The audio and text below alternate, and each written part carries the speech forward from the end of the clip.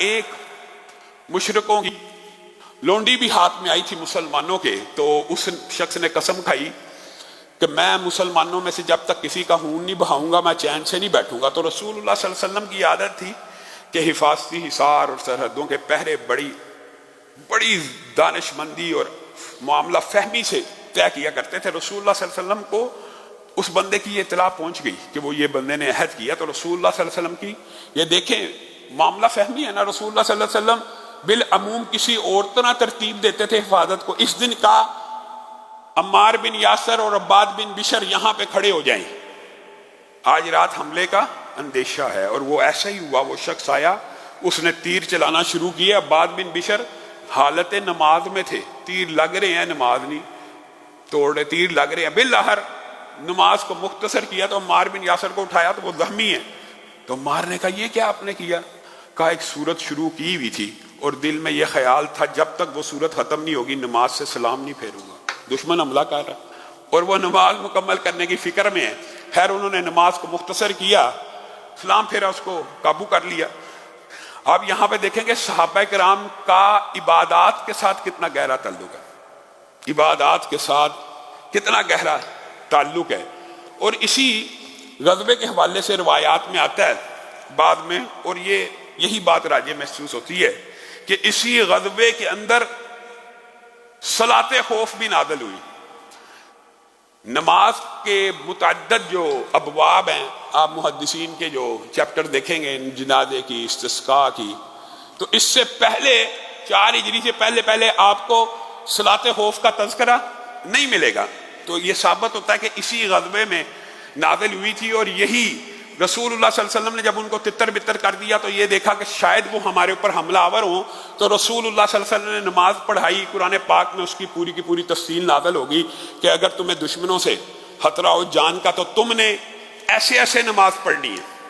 تو رسول اللہ صلی اللہ علیہ وسلم نے نماز پڑھائی 1 رکعت، اور پھر 1 رکعت پڑھ کے ایک لشکر قافلہ جو پورے کا پورا جنگجو تھے وہ پڑھ کے پیچھے ہٹ گئے۔ دوسرا آیا، رسول اللہ صلی اللہ علیہ وسلم نے ان کو 1 رکعت پڑھائی اور انہوں نے رسول اللہ کے ساتھ سلام پھیرا۔ اور دیگر روایات کے اندر آتا ہے رسول اللہ صلی اللہ علیہ وسلم نے 2 رکعت پہلے گروہ کو پڑھائی اور 2 رکعت دوسرے گروہ کو پڑھائی۔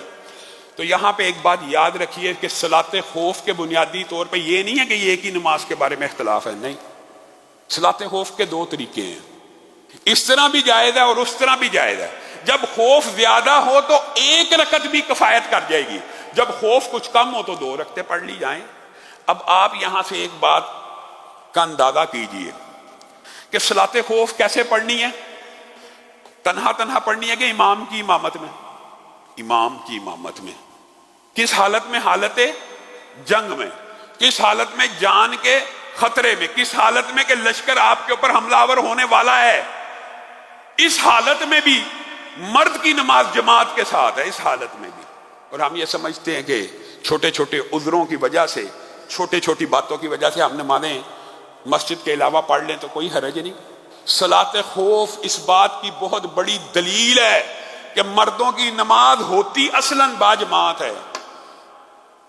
اگر باجماعت نہ ہونے کی کوئی رخصت ہوتی تو کم از کم جنگ میں ہو جاتی، جنگ میں تو رخصت دے دینی چاہیے تھی۔ جنگ میں تو جان کا بھی خطرہ ہے، جنگ میں تو دشمن کا بھی خطرہ ہے۔ اس لیے میرے بھائیوں، نماز باجماعت کا اہتمام، بنیادی طور پہ مساجد کا قیام اس فریضے کی ادائیگی کے لیے ہوتا ہے جس سے ہم غافل ہیں۔